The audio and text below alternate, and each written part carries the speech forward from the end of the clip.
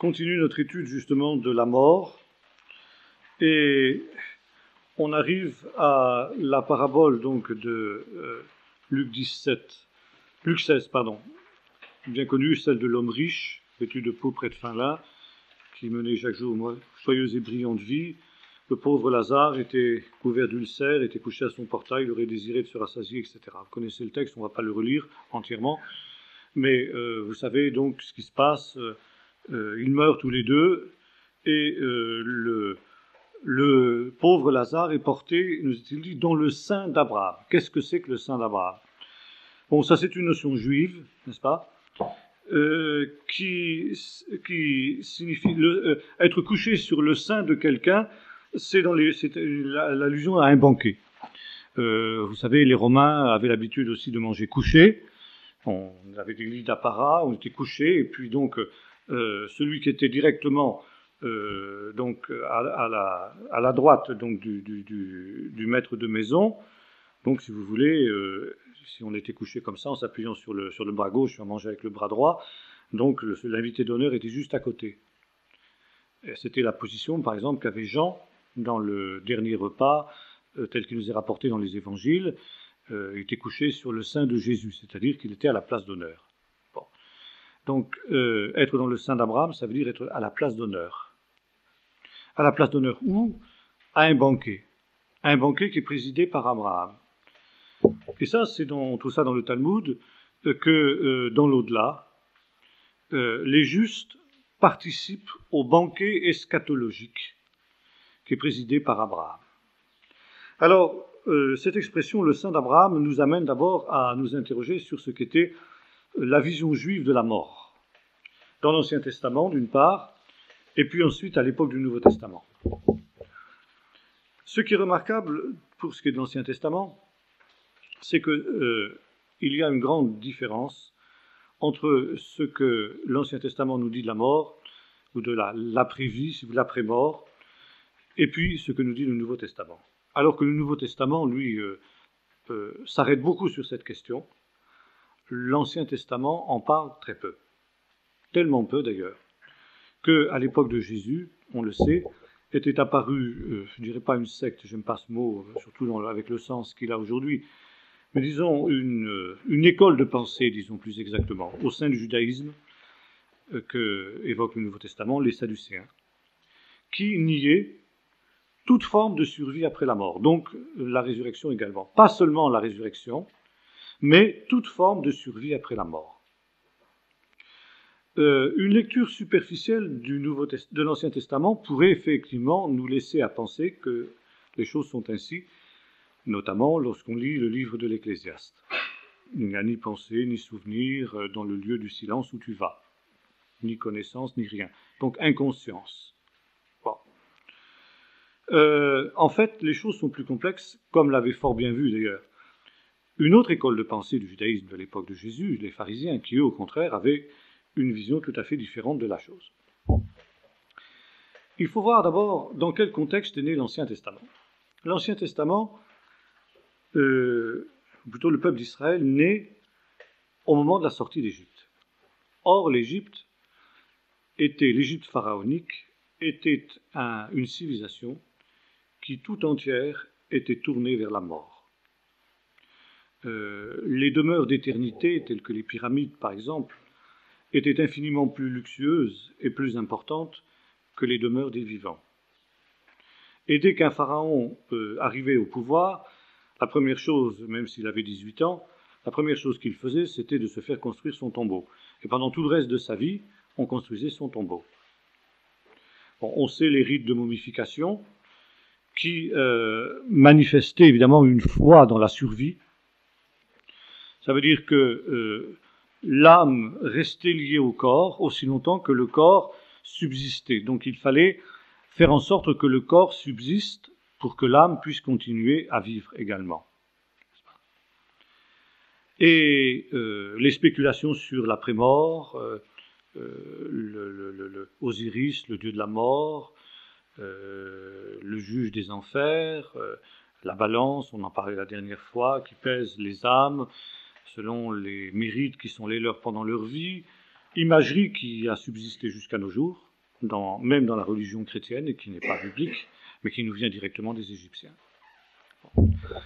Ajoutons à cela tous les rites magiques qui faisaient qu'on pouvait communiquer avec les esprits des morts, la nécromancie, le spiritisme, très très développé en Égypte.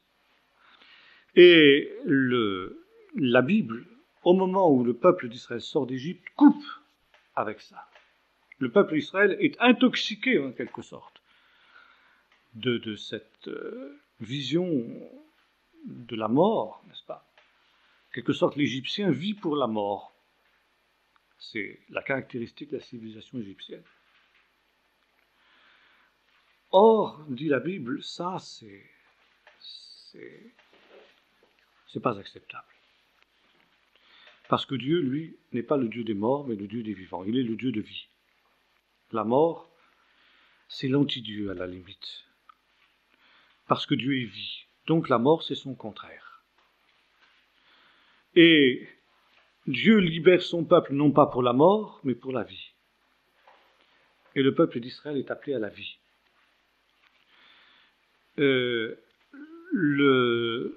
La Torah s'achève par l'apologue bien connu des deux chemins, le chemin de la vie et le chemin de la mort. Le chemin de la vie, si tu écoutes cette Torah qui est une Torah de vie, alors choisis la vie afin que tu vives.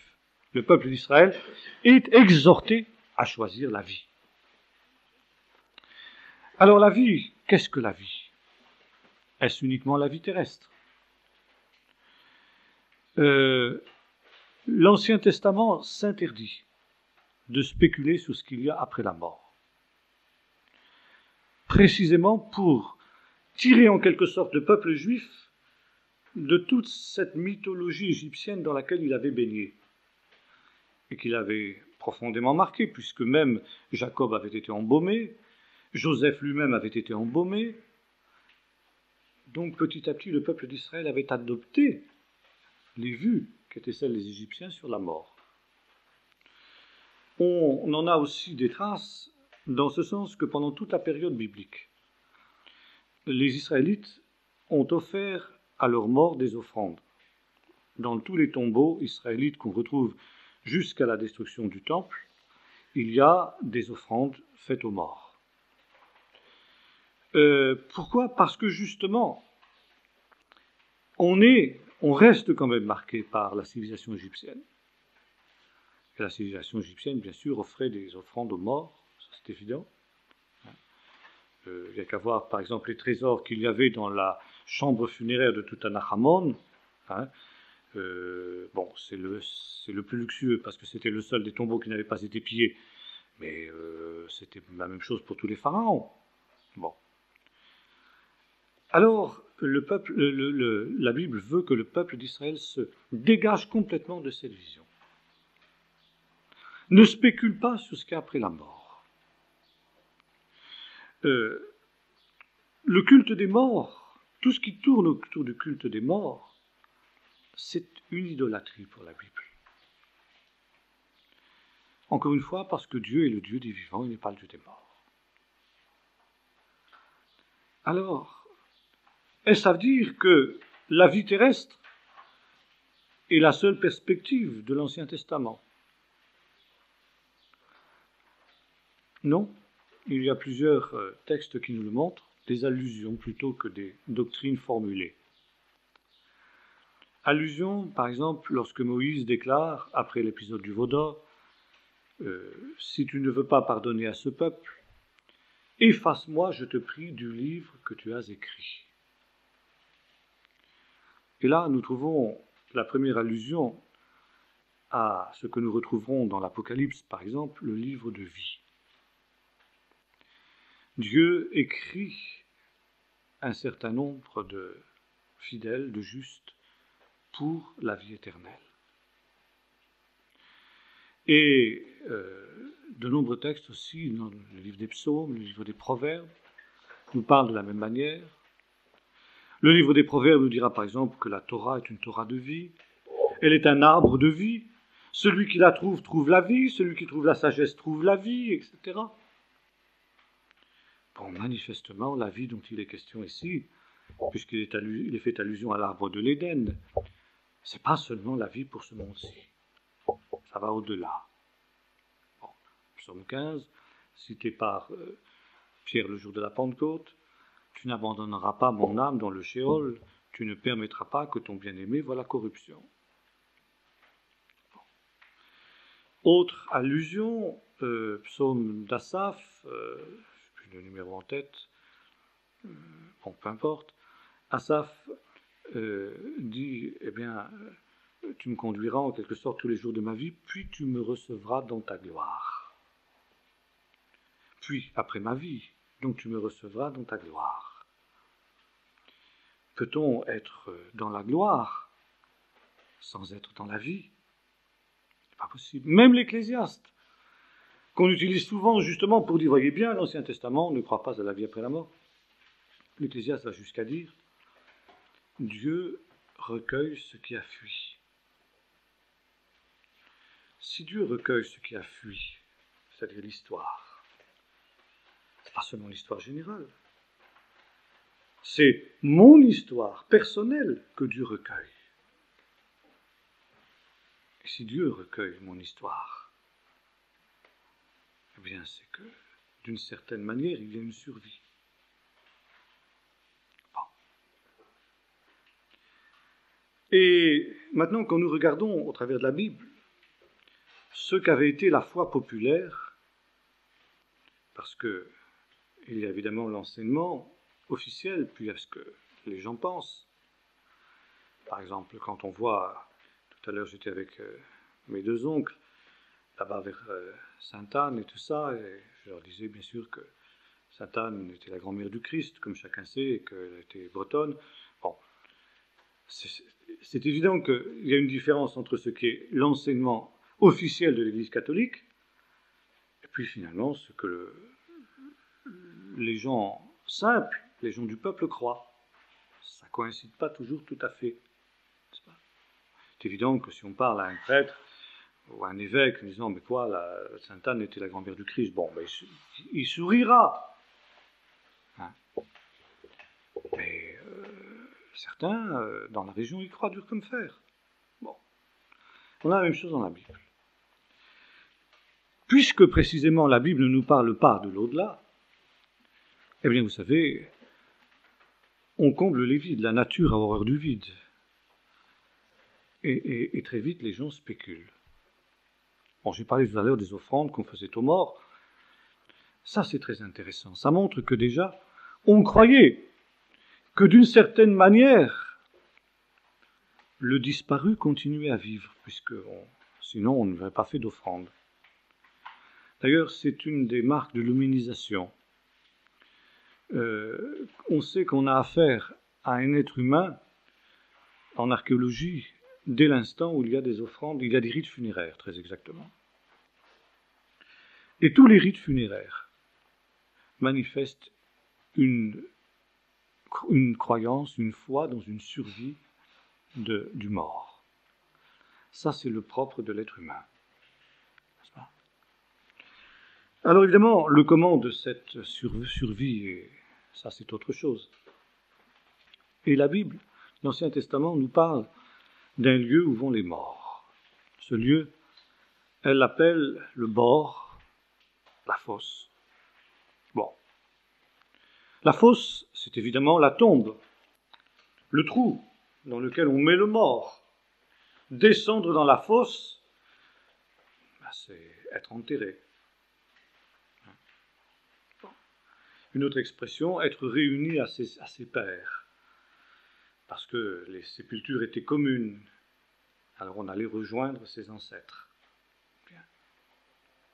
Et puis il y a un autre lieu, n'est-ce pas, qui est évoqué alors, plus général, le Shéol, qui sera traduit en grec par le Hadès et par la Vulgate, par le mot infernum, d'où le mot enfer en français.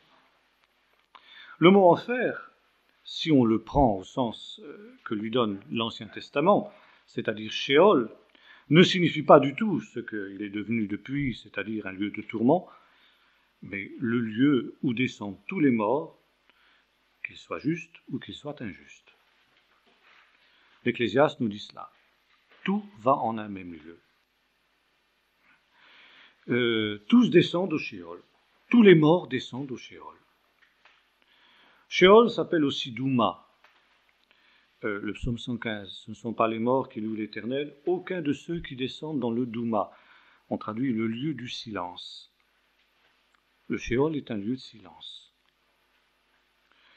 Et là, les morts deviennent ce que la Bible appelle des Réphaïm, des ombres, des fantômes, si vous voulez. Et là, ils vivent une vie diminuée, une vie atrophiée. Elle continue à exister. Ça, c'est un petit peu la vision qu'a l'Ancien Testament. Bien. Maintenant, nous avons le prophète Ésaïe qui, au chapitre 28, si ma mémoire est bonne, annonce le triomphe ultime de Dieu dans les grandes visions eschatologiques qui sont les siennes. La vision eschatologique d'Ésaïe est très intéressante. Elle prévoit le châtiment d'Israël par l'exil, puis le retour de l'exil, la reconstruction de Jérusalem. Jérusalem qui deviendra la métropole de tous les peuples qui monteront à Jérusalem, qui connaîtront le Seigneur. Les idoles disparaîtront, la gloire de l'Éternel remplira la terre, une terre transformée où le loup habitera avec l'agneau, etc. Et puis, le shalom, parce que c'est de cela qu'il s'agit. Le shalom, c'est le salut, finalement. D'ailleurs, c'est la salutation, vous savez, en hébreu, shalom, comme on dit en français, salut. Salut, aujourd'hui, c'est devenu plus ou moins un mot familier. Hein. C'est presque impoli de dire à quelqu'un qu'on ne connaît pas intimement, salut. En fait, c'est quelque chose qui devrait être beaucoup plus profond encore que le bonjour. Le salut, c'est le shalom. Donc, shalom, c'est le salut.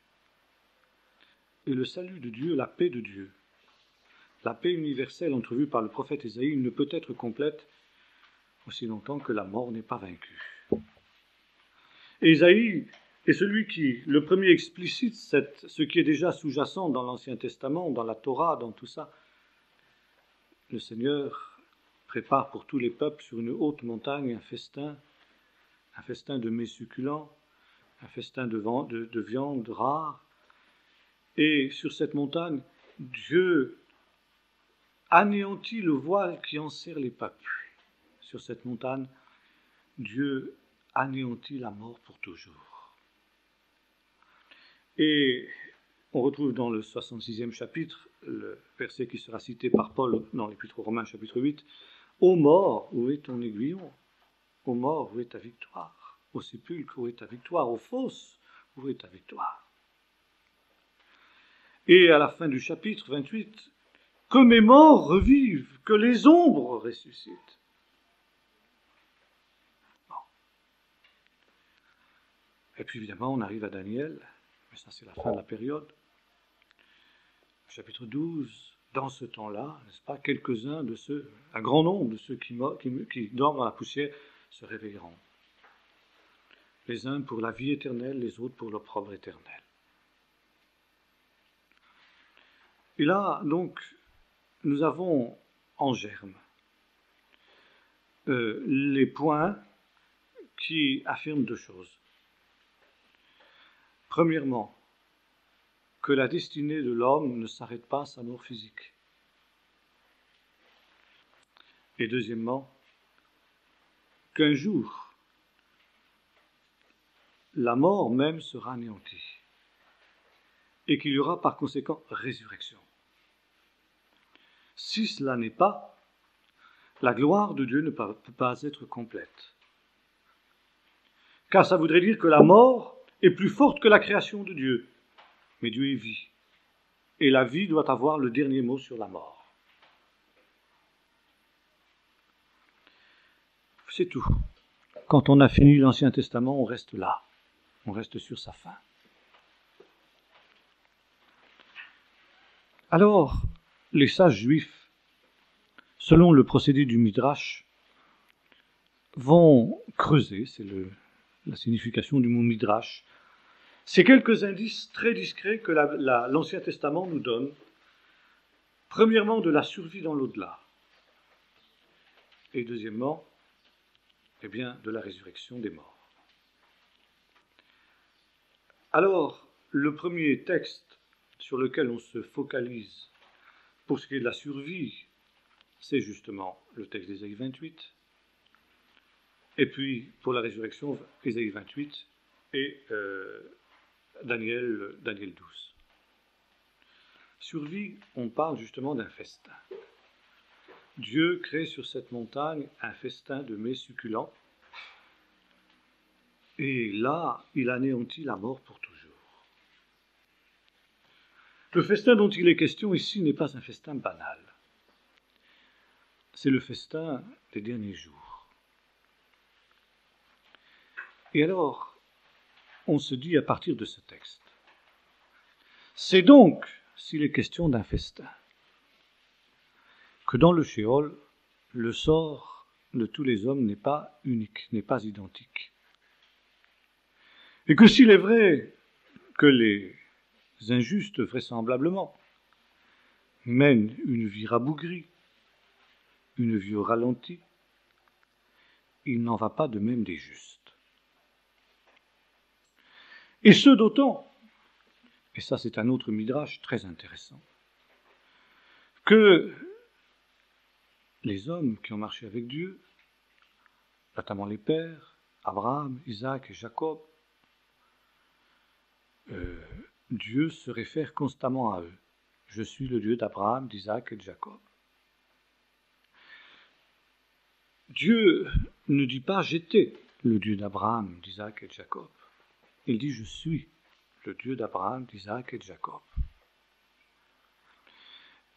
Et alors là, s'il en est ainsi, c'est parce qu'il est encore aujourd'hui le Dieu d'Abraham.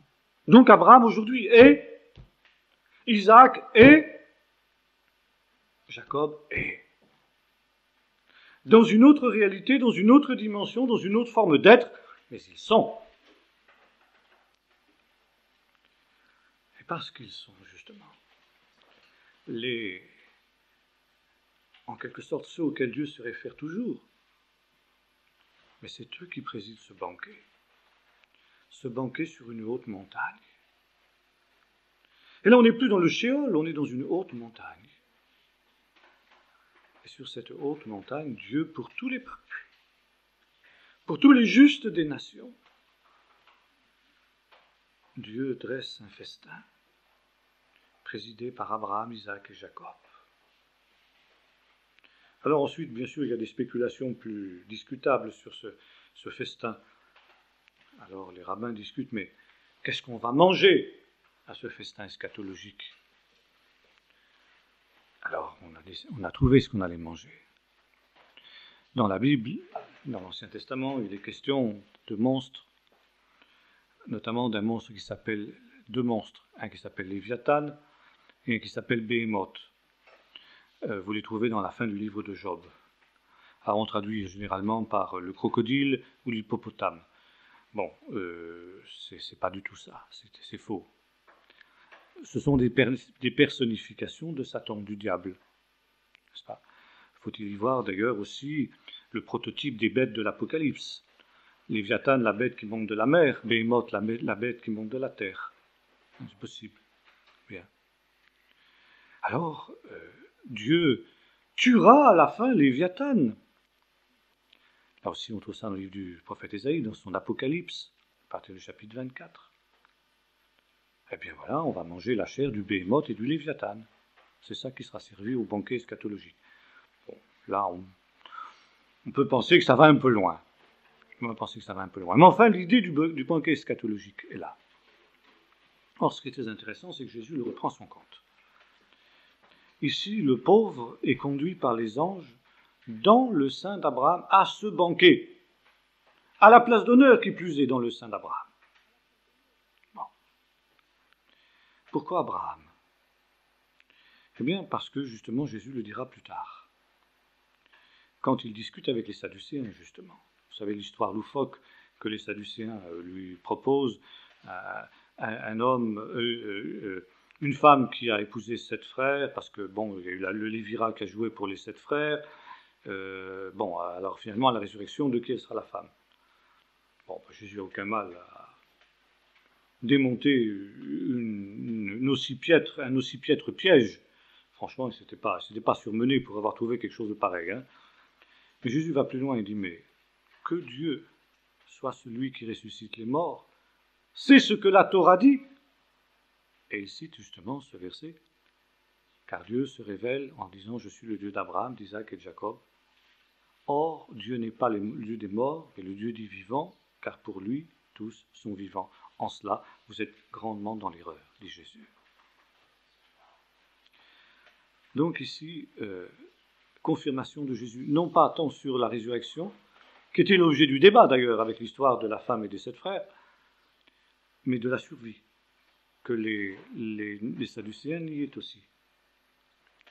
Puis enfin, dernier point, Jésus aussi reprend cette vision du banquet eschatologique en disant, vous savez, lorsque le centenier, le serviteur du centenier a été guéri, que le centenier dit, ne te dérange pas, je ne suis pas digne que tu rentres chez moi, dis un mot et mon serviteur sera guéri. Et Jésus dit, je vous dis, mais mon Israël, je n'ai pas vu une aussi grande foi. Et il ajoute, il en viendra de l'Orient, de l'Occident, du Nord et du Midi, et ils se mettront à table avec Abraham et tous les prophètes dans le royaume de Dieu, mais les fils du royaume seront jetés dehors. Là, Jésus évoque aussi ce festin eschatologique. Alors, évidemment, la différence, ce n'est pas toujours très facile à faire entre est-ce que c'est un banquet qui aura lieu uniquement au dernier jour, ce que laisse supposer d'ailleurs le texte d'Ésaïe 28, ou bien est-ce que déjà, il y a, pour celui qui meurt, déjà. Bon, je crois qu'il faut répondre, c'est les deux. Et dès la mort, quelque chose se passe. Et là, justement, nous revenons à notre parabole, après avoir fait ce détour par l'Ancien Testament, et puis par les conceptions de la mort à l'époque de Jésus, dans le judaïsme. Dans le judaïsme, d'ailleurs, où on a une vision aussi du salut par les œuvres. Ça, c'est assez différent, mais ça, je laisse de côté. Et là, donc, nous avons une parabole.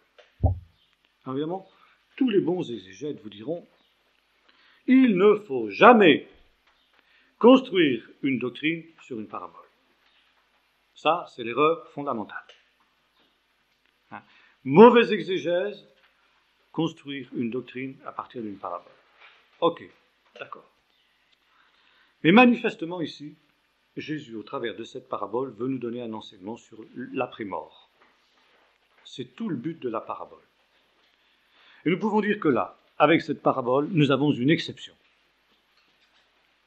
C'est l'exception unique dans toute la Bible, où précisément, cette parabole nous est donnée pour construire, sinon une doctrine, du moins nous donner un aperçu sur ce qu'il y a après la mort. Et là, ce texte est le plus clair dans ce domaine. Nous n'en avons aucun autre dans la Bible qui va aussi loin. Car encore une fois, la Bible nous interdit, en tant que vivants, de chercher à percer ce qu'il y a en quelque sorte de l'autre côté. La Bible nous dit qu'il y a des choses qui ne sont pas permises à un homme de recevoir, de voir ou d'entendre. Paul a eu le privilège exceptionnel d'être enlevé précisément dans ces régions où l'homme ne peut pas aller. Et il a entendu des choses qu'il ne lui est pas permis de répéter. C'est pourquoi, lorsque vous avez affaire à des témoignages, comme on en entend de temps en temps, vous avez des gens qui sont allés dans l'au-delà et qui vous racontent par le menu ce qu'ils y ont vu. Eh bien, soyez extrêmement prudents. Extrêmement prudents sur ces témoignages. Ce qui ne veut pas dire que, moi j'ai moi-même ma propre arrière-grand-mère qui a fait une expérience de vie après la vie, mais elle n'a pas décrit avec des détails. Elle a dit simplement ceci, c'est beau. Et on est beaucoup mieux qu'ici. C'est tout. Elle ne pouvait pas décrire ce qu'elle avait vu. ne pouvez pas. N'est-ce pas? Bon, ça suffit. Et c'est toujours ce que la Bible fait. Et là, c'est la même chose. Le Seigneur nous donne quelques aperçus, mais le minimum. Et nous n'avons pas le droit d'aller au-delà. Qu'est-ce que cette parabole veut nous enseigner? Tout d'abord, reprendre ce que dit l'Ecclésiaste. Tout va dans le même lieu, le pauvre comme le riche. Il meurt le même jour, et puis voilà. Alors il y a une chose très intéressante qui nous est dite. Lazare fut porté par les anges dans le sein d'Abraham. Donc ici, quand nous aurons l'occasion de reparler des anges, dans ce cours d'eschatologie, nous en parlerons, nous voyons que les anges ont un rôle à jouer justement dans, quelque sorte, la mort du juste. À la mort du juste, son âme est portée par les anges. Et il est porté dans le sein d'Abraham. Donc, dans ce banquet eschatologique, ça veut dire dans un endroit de paix, dans un endroit où il se réjouit, et où, nous dira plus tard Abraham, il est consolé. Bon.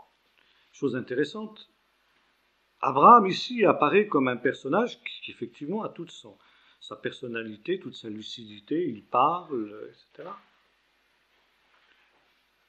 Et puis Lazare aussi, finalement. Il se souvient des mots qu'il a eus pendant sa vie, et là il constate qu'il est dans la paix, qu'il est consolé. Il ne nous est rien dit du méchant, du mauvais riche. Sinon ceci, dans le Sheol, il ouvrit les yeux. Il ne nous est pas dit qu'il a été transporté par des anges ou par des démons, par que ce soit. Il se retrouve dans le Sheol, il ouvre les yeux. Et se découvre dans un lieu terrible,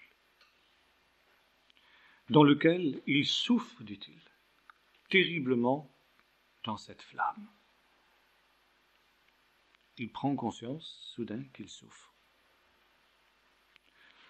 Alors, il lève les yeux et il voit Lazare et Abraham et Lazare dans son sein.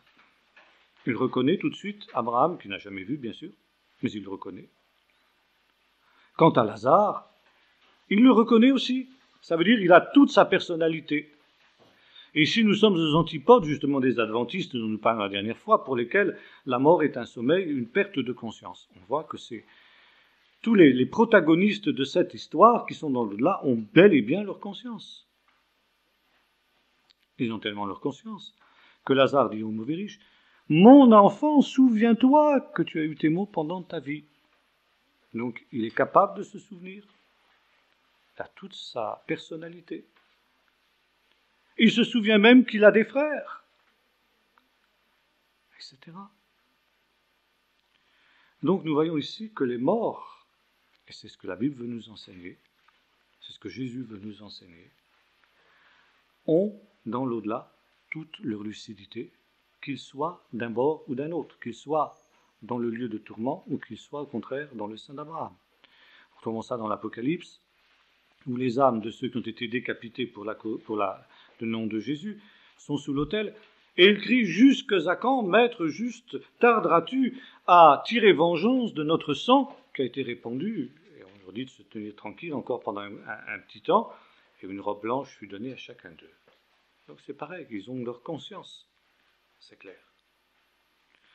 Et le mauvais riche aussi, il a toute sa conscience. Ce qui diffère, c'est que, comme le dit notre parabole, il y a un grand abîme infranchissable entre les deux parties du Sheol. Et là, Jésus nous donne justement une indication nouvelle, qui était déjà classique dans le judaïsme de son temps, mais qui est nouvelle par rapport au seul enseignement de l'Ancien Testament, si j'ose dire, c'est que le Sheol est divisé en deux parties. Il y a une partie pour les morts justes, là où ils sont donc dans le Saint Abraham, finalement ce qui est une autre manière de dire dans la présence de Dieu, dans un lieu où ils sont consolés, dans un lieu où ils sont bénis. Et puis il y a l'autre, où il y a un lieu de souffrance et de tourment. Jésus met en garde à plusieurs reprises aussi ses auditeurs. On appelait ça dans le judaïsme de cette période-là le Gan Eden, le jardin d'Éden, avec l'idée que le jardin d'Éden, justement, avait été transféré de la terre dans un lieu céleste, une haute montagne, si vous voulez. Et puis on appelait Guéhinom, ce qui nous donne GN dans le Nouveau Testament. C'est un mot qui est formé de deux mots hébraïques, Gé, la vallée, Hinnon, de Hinnon. Il y a des questions dans le livre des rois, le livre des chroniques. La vallée de Hinnon, c'est la vallée qui est située depuis, pour ceux qui connaissent, le pied, si vous voulez, depuis Mamila, quoi, depuis la tour de David, hein, et qui passe au pied de l'église écossaise, là-bas, la piscine du sultan, l'église écossaise, et qui rejoint la vallée du Cédron au sud de Jérusalem actuelle, quoi. Bon, on appelait la vallée des fils de Hinnom. Qui était cet Hinnom-là? Un illustre inconnu, mais certainement propriétaire des lieux. Et à l'époque du roi Ménaché, de l'apostasie, le roi Ménaché avait fait brûler son fils en l'honneur du Moloch dans la vallée des fils de Hinnom, nous est-il dit.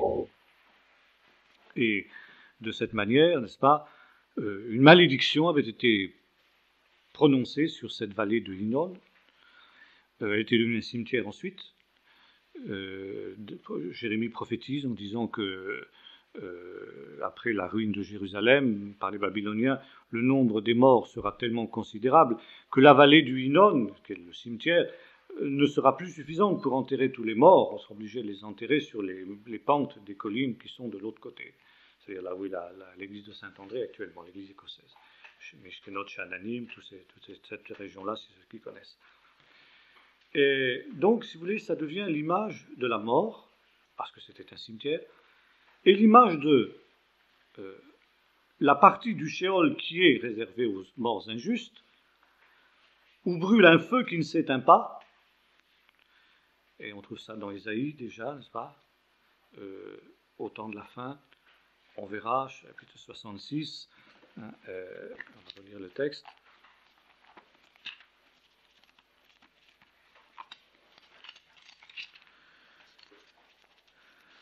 Voilà.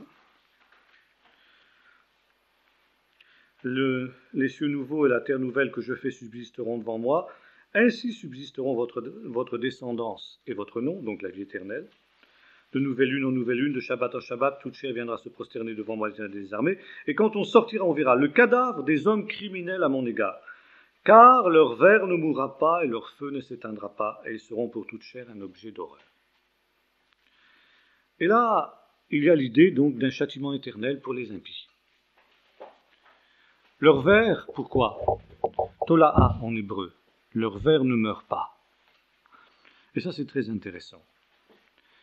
Le ver, dans le Tola'a en hébreu, c'est l'image, si vous voulez, d'une vie, comme on disait tout à l'heure, d'une vie rabougrie. Le ver, il a une vie presque végétative, quoi. C'est le dernier de tous les êtres.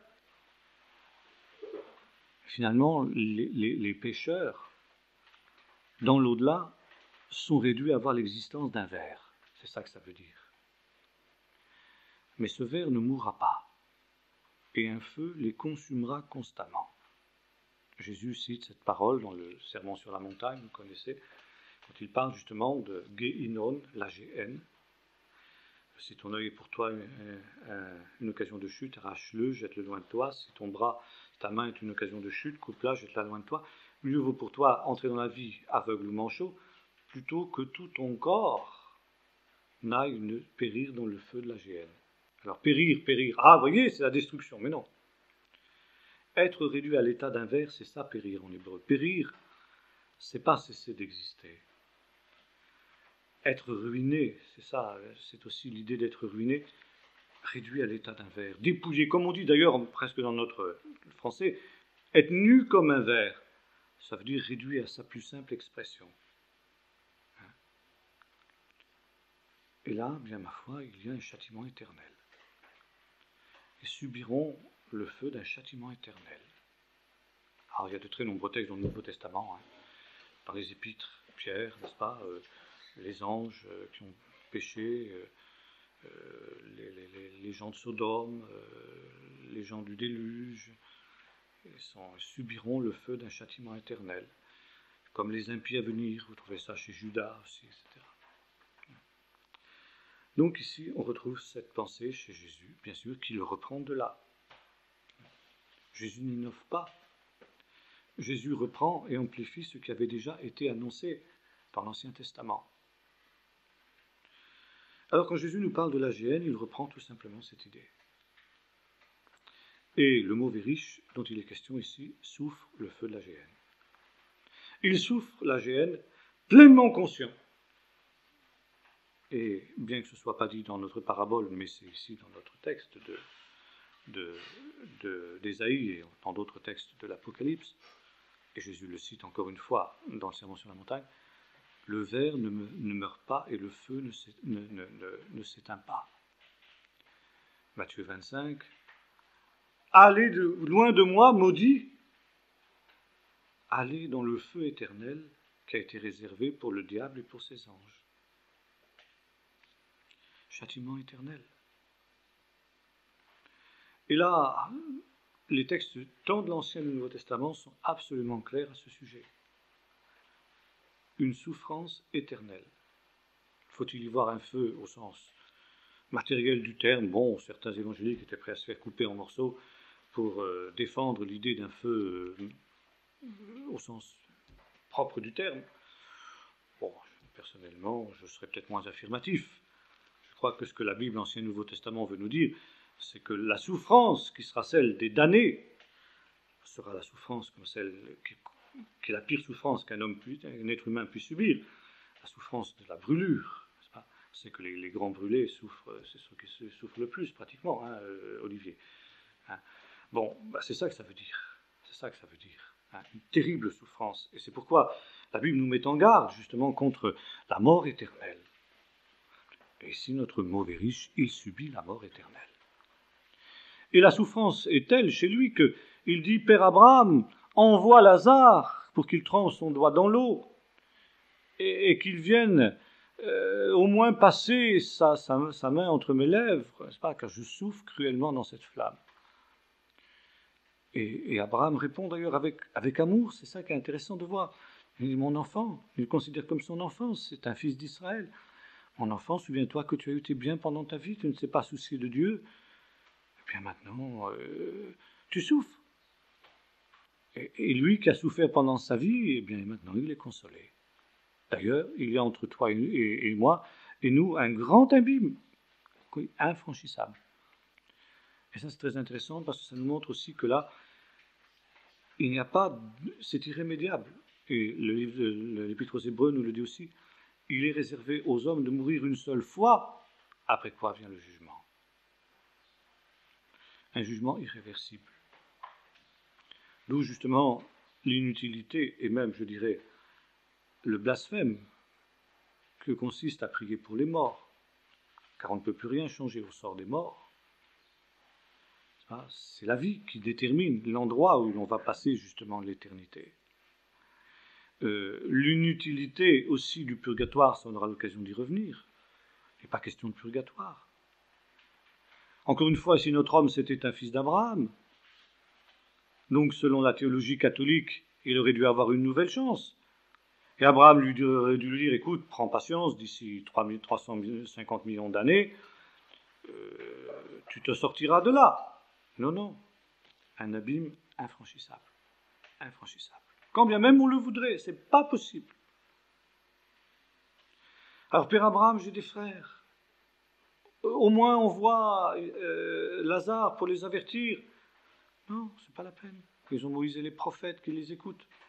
Tiens, c'est intéressant, ça veut dire Moïse et les prophètes témoignent de ces choses-là. Ben oui. Justement, si on lit la Bible correctement, on voit que c'est déjà annoncé dans l'Ancien Testament. Et s'ils ne croient pas Moïse et les prophètes, ils ne croiront pas même si quelqu'un des morts est suscité.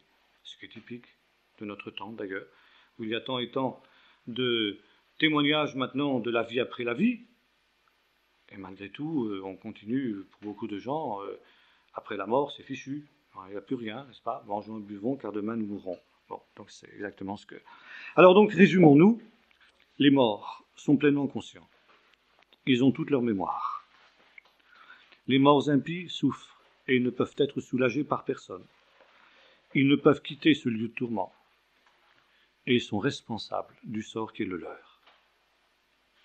Quelle différence entre ce que nous avons là et ce que nous trouvons par exemple dans Philippiens 1, versets 19 et 21, où Paul s'écrit « Car Christ est ma vie et la mort m'est un gain ».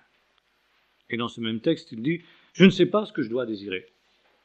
Si je dois rester ici ou bien si je dois aller avec le Seigneur. Si j'écoutais mon sentiment, je préférais d'aller avec le Seigneur parce que c'est de loin le meilleur. Mais à cause de vous et pour l'œuvre de Dieu, eh bien, je prie Dieu de me laisser encore un petit peu de temps ici, au milieu de vous. »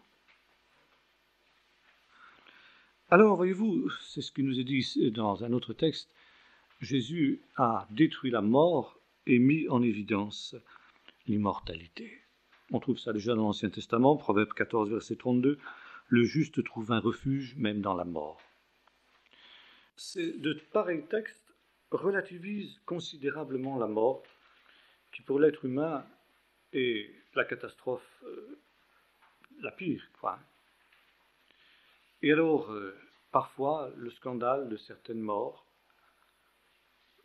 de certains missionnaires tués pour l'œuvre de Dieu, de martyrs, etc., ou même d'enfants qui meurent avant un moment où, au contraire, ils devraient vivre. Mais il y a des choses qui nous échappent. Il y a des choses qui nous échappent. Il y a tout un domaine ici. Dieu ne voit pas du tout la mort comme nous. Dieu ne voit pas la mort comme cette catastrophe terrible que nous envisageons. Et la Bible, justement, ne veut pas que nous sachions plus. Parce qu'autrement, les jeux seraient pipés. Mais nous en dit assez, simplement. Vous dites, ben voilà, c'est le meilleur. C'est le meilleur. C'est le meilleur à condition, évidemment, qu'on ait fait la paix avec Dieu. Car finalement, c'est le seul moyen d'échapper à la mort. Il faudrait peut-être aussi reprendre un autre texte.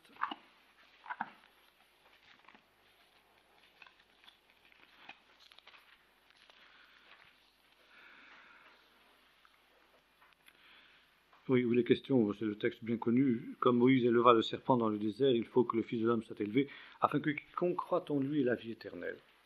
Et c'est la raison pour laquelle, ici, on ne peut pas admettre le suicide ou l'euthanasie, car finalement, si on abrège la vie d'un homme, on l'empêche peut-être de se tourner vers Dieu dans ses derniers moments. Qui nous dit que cet homme n'aurait pas été sauvé si on ne lui avait pas donné toute sa vie encore, à vivre toute sa vie? Bon, même chose pour le suicide. Le suicide est un acte de désespoir ou, par conséquent, bien, logiquement, c'est la mort éternelle. La Bible ne peut pas admettre une chose semblable. Et c'est on met la peine de mort. La peine de mort, c'est différent. La peine de mort, c'est le châtiment d'un coupable qui, dans le but de mettre hors d'état de nuire, eh bien, la Bible reconnaît encore une fois la peine de mort, même si, encore une fois, si on peut faire autrement, c'est mieux, c'est évident. Et bien que je sois chrétien, je ne suis pas pour la peine de mort, même si je reconnais que si on met quelqu'un à mort, un criminel à mort, on n'a rien fait de mal, on a fait ce qui est juste, ce qui est légitime, ce que Dieu a permis à l'homme de faire. Maintenant, un homme peut aussi hâter sa propre mort par une vie déréglée. Les hommes de fraude, dit le psaume 55, verset 24, n'atteindront pas la moitié de leur jour. Et vous savez, il y a même une expression en français, creuser sa tombe avec ses dents, parlant de gens qui mangent n'importe quoi, n'importe comment. Paul nous dit aussi que certains abrègent leur jour en prenant la Sainte Seine injustement. C'est à cause de ça que beaucoup d'entre vous sont morts, et que même certains sont morts avant leur temps, sont malades et que certains sont morts avant leur temps. À l'inverse, on peut aussi prolonger la durée de sa vie. Et le commandement du décalogue, honore ton père et ta mère pour que tu sois heureux et que tu prolonges tes jours sur la terre que le Seigneur ton Dieu te donne. Comme disait un pasteur, la mort peut attendre. Maintenant, attention, ceci étant dit, voyez-vous, ce qui est extraordinaire dans le christianisme, c'est que le christianisme, justement, a transfiguré la mort. Et la mort a été donc vaincue par Jésus-Christ. Et là, comme toujours, on tombe dans un autre extrême. Non seulement la mort est dédramatisée dans le christianisme, mais je dirais, à la limite, elle est même glorifiée. Et c'est là que ça a plu. Il suffit de prendre, par exemple, même beaucoup de nos cantiques. Je ne sais pas, qui disent, je sais pas, en quelque sorte, une aspiration à la mort, quoi. Hein. Certains cantiques sont une aspiration à la mort. Par exemple, je pense à un cantique qu'on ne chante jamais pour cause, parce que je le trouve abominable à ce niveau-là, n'est-ce pas ? Un jour, comme un fil qui se brise, mon âme au ciel s'envolera. Au lieu d'une prison d'argile, Dieu m'offre un palais radieux. Bon, ben là, d'abord, c'est une faute théologique majeure. On est dans le dualisme platonicien dont nous parlons la dernière fois. Le corps est la prison d'argile, dont l'âme est prisonnière, et quand le Seigneur coupe le fil de notre vie, mon âme se dégage de cette prison d'argile pour rejoindre les purs esprits. C'est exactement ce qu'aurait dit Platon. Mais certainement pas ce qu'aurait dit Paul. Ni Isaïe. Bon. Alors, je verrai face à face celui qui m'a sauvé par grâce. Bon, très bien, d'accord. Mais il y a, dans certains cantiques, vous n'aurez qu'à faire attention quand on les chante parfois, n'est-ce pas, quelque chose qui est une véritable aspiration à la mort. Je pense à un cantique anglais, qui n'existe pas en français, heureusement, qui dit à peu près ceci. Un jour, sommes gladés, un jour de joie, je m'en irai au ciel, comme on part pour un pique-nique, n'est-ce pas, joyeusement, n'est-ce pas. Écoutez, n'exagérons rien. La mort est vaincue, mais elle reste une ennemie. Une ennemie vaincue, mais une ennemie. Et, voyez-vous, les crucifix aux faces grimaçantes qu'on voit dans les églises catholiques, qui souvent ressemblent à des tombeaux, relèvent de cette espèce d'inversion des valeurs. Une vision un peu, quelque chose de morbide, je n'hésite pas à le dire. La glorification de la mort, donc la glorification de la souffrance rédemptrice, la mort rédemptrice. Bon, la mort du Christ est rédemptrice, mais c'est la seule. Et ce qui est très intéressant, c'est que nous voyons Jésus devant le tombeau de Lazare pleurer. Pourtant, il va le ressusciter dans quelques instants, il sait qu'il va le ressusciter, il pleure. Et quand il est devant le tombeau de Lazare, il frémit dans son esprit. C'est pas... Il sait qu'il va vaincre la mort, mais il y a quelque chose qui se passe. Et là, il y a justement cet équilibre à garder constamment. La mort est vaincue, mais elle est une ennemie. Vaincue, certes, mais ennemie quand même. Et la Bible nous dit, elle est vaincue, bien sûr, parce que Christ a vaincu la mort et mis en évidence l'immortalité. Et comme je disais tout à l'heure, il y a une relativisation extraordinaire. Mais c'est le dernier ennemi qui sera vaincu. Et en attendant, elle reste ennemie. Et en attendant, elle doit être combattue. Parce qu'à ce moment-là, il n'y a qu'à tous se passer au fil de l'épée, et puis on est dans le royaume de Dieu. On voit bien que ça ne tient pas. Et ça, vous ne verrez jamais ça dans le judaïsme. Le judaïsme n'attend absolument pas le moment extraordinaire où, après la mort, il sera, même si on croit au Gan Eden, comme je disais tout à l'heure. D'ailleurs, on trouve ça dans l'évangile de Luc. Jésus qui dit cela aux brigands sur la croix. Souviens-toi de moi quand tu viendras dans ton règne, dit le brigand, et Jésus lui répond, je te le dis, aujourd'hui même, tu seras avec moi dans le Pardès. Pardès, le jardin. le Gan Eden. C'est-à-dire, c'est une autre manière de parler du sein d'Abraham. C'est une autre manière de parler de l'endroit où sont les justes. Bon. Donc c'est vrai, c'est une ennemie qui est déjà vaincue. Mais quand même, Paul dit, ce corps, cette tente se détruit, bien sûr, et tant qu'à faire, on préférait paraître devant le Seigneur nu, non, vêtu et non pas nu. Ça veut dire quoi? Il dit ça en 2 Corinthiens. Ça veut dire quoi, nu? Ben, dépouiller de notre corps.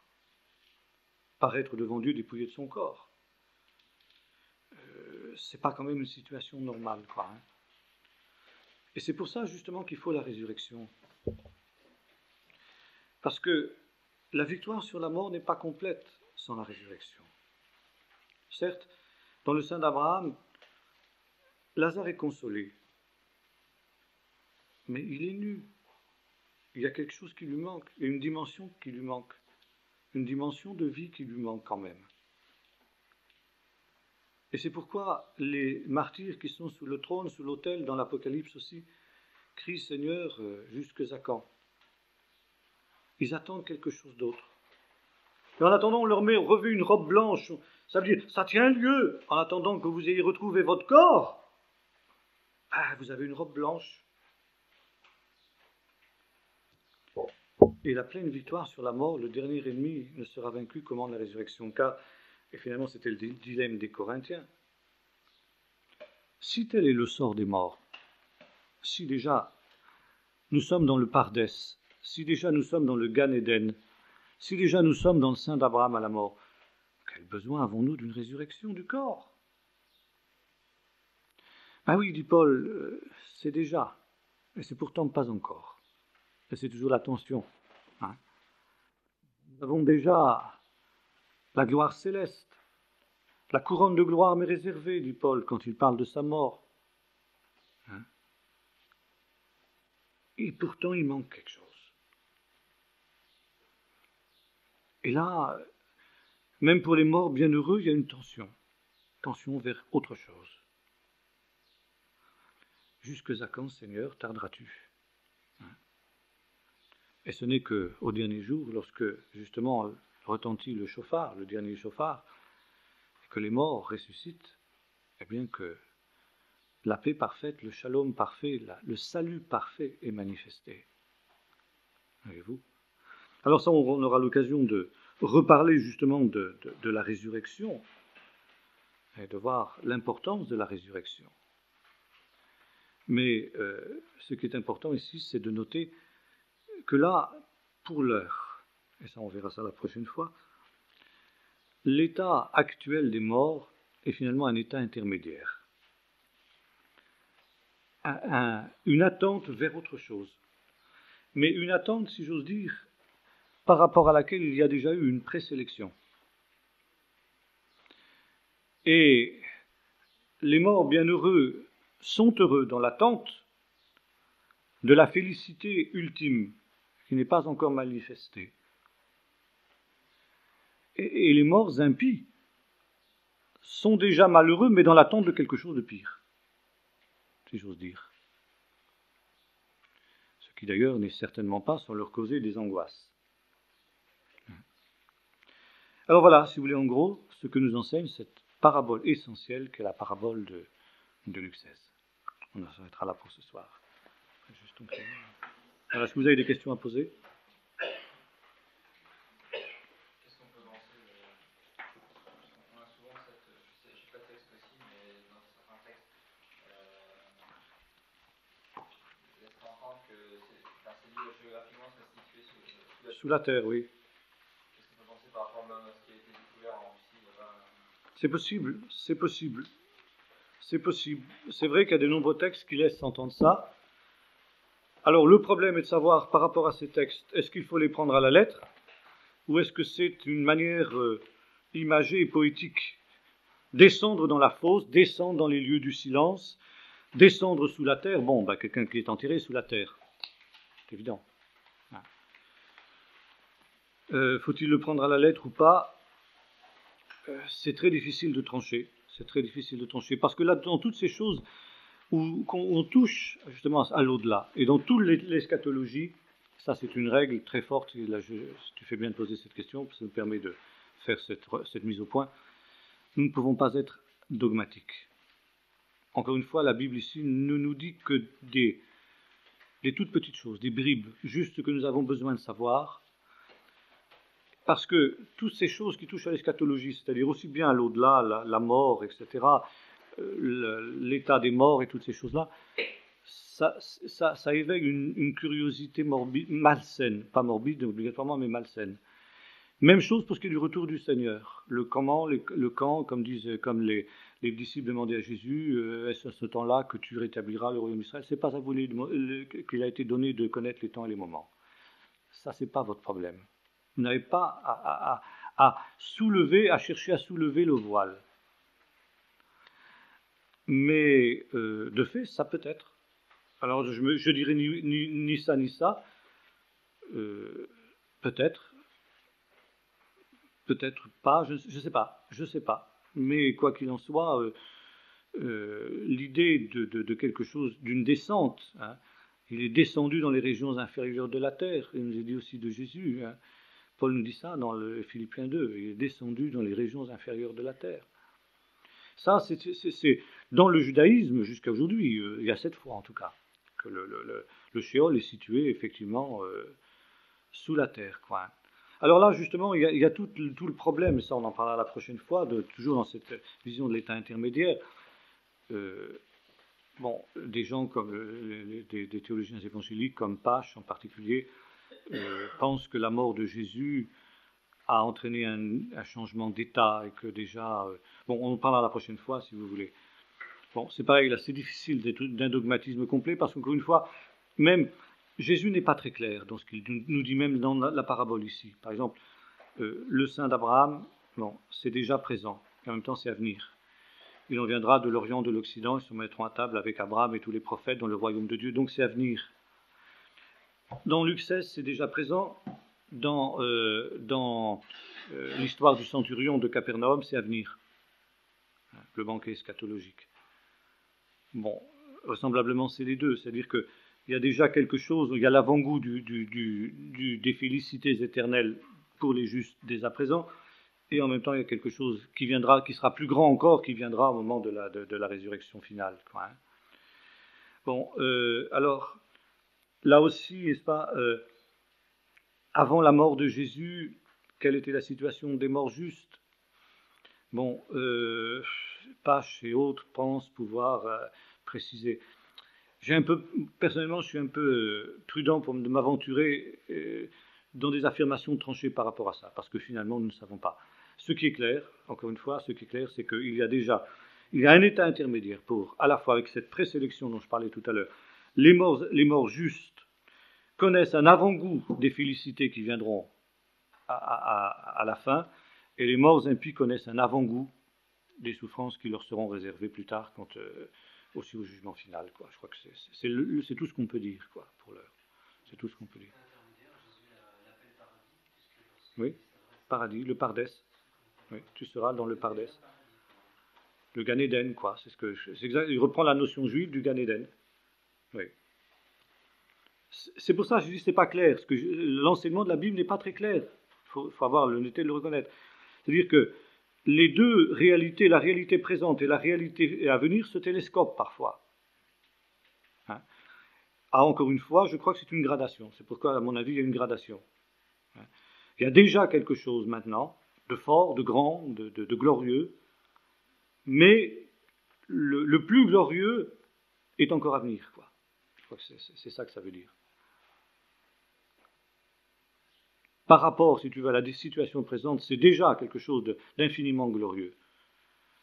Mais par rapport à ce qui est à venir, c'est encore plus glorieux, quoi. À mon avis, je crois que c'est comme ça. C'est comme ça qu'on peut dire.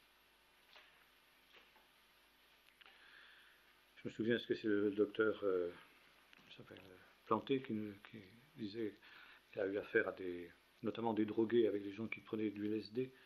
C'était le fameux Timothy... Comment ça s'appelait là? Oui, qui donc, avec certaines drogues, essayait d'atteindre justement ces états à la fois. Et le docteur Planté me disait qu'il avait soigné des gens comme ça. Il me disait, bon, ces gens-là ont vu des choses et entendu des choses, comme dit Paul, qu'il n'est pas permis à un homme de voir et d'entendre, quoi. C'est en cela que, là, avoir recours à des drogues pour arriver à des états comme ça, c'est un grave péché contre Dieu. Grave péché. Et avec tous les risques de perturbations psychiques que ça, pour des gens qui reviennent après de trucs comme ça, quoi.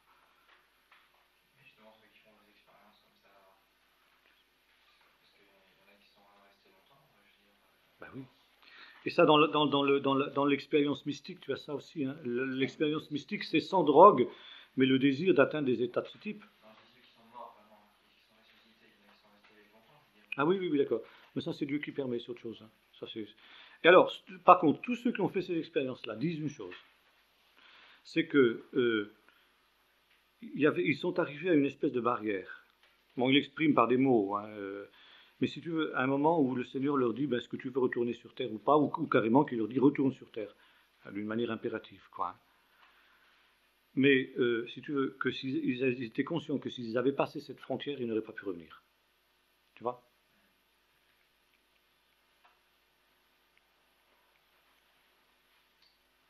Dans la Bible, il y a quand même une interrogation quand Saül va interroger Samuel qui est déjà mort. Ça, on en parlera.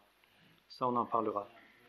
Ah oui, oui, oui, justement, mais c'est sûr que là, il y a des choses... Parce que par rapport à ça, comme vous disiez, les Sadducéens, ils disent il n'y a rien. Ben là, ils ont pas annulé ces textes-là, puis même ça pose d'autres problèmes aussi. C'est certain, si vous voulez. Bon, là, on touche à un domaine là, sur lequel il faut s'aventurer avec beaucoup de prudence. Hein, parce que, bon, là, encore une fois, c'est le domaine impur. C'est un domaine impur. Tout ce qui touche au domaine de la mort, c'est l'impureté. Hein, l'impureté suprême. Mais si tu veux, tous les peuples, et même les primitifs et les gens comme ça, croient aux fantômes. Hein, c'est-à-dire la possibilité soit de communiquer avec les esprits des morts, soit que les esprits des morts puissent se manifester d'une manière ou d'une autre pour les vivants. Et là, l'exemple que tu cites de Samuel montre que la Bible dit que c'est possible. C'est possible, par certaines techniques, de provoquer des choses comme ça. Mais alors, à ce moment-là, c'est extrêmement grave pour deux raisons. Parce que justement, logiquement, là, on touche à des choses auxquelles l'homme vivant ne peut pas. Là, il se met sous l'emprise des puissances des ténèbres qui règnent sur le domaine de la mort, parce que quand même Satan est celui qui est le prince de la mort. Hein. Et deuxièmement, parce que justement, on trouble. Pourquoi m'as-tu troublé en me faisant monter? Alors Blumhardt, alors c'est pareil, c'est très très prudent. Vous savez, Blumhardt qui avait fait des expériences dans ce domaine-là aussi, cette jeune fille, vous savez, qui était possédée, alors il avait parlé avec le démon, peut-être c'est pas la meilleure chose qu'il ait faite d'ailleurs, enfin bon. Et il dit, mais pourquoi es-tu dans cette personne, etc., qui es-tu? Et elle a dit, bien, je suis une telle qui était décédée il y a quelque temps de ça, et qui avait donc, je sais pas, commis un crime, un truc comme ça, et elle ne trouvait pas de repos, enfin, il y a quelque chose comme ça, quoi. C'est pour ça que là, on est obligé d'être très très prudent par rapport à ces choses-là, très très prudent, hein. Parce qu'il y a aussi les légendes, il y a aussi des choses, mais enfin, au-delà des légendes, il y a quand même des choses vraies, manifestement. Et la Bible nous laisse entendre d'une manière très discrète ceux qui évoquent les morts, donc c'est possible d'évoquer les morts. L'histoire de Samuel montre aussi que c'est possible. Alors Samuel, la première chose qu'il dit quand il arrive, pourquoi m'as-tu troublé en me faisant monter?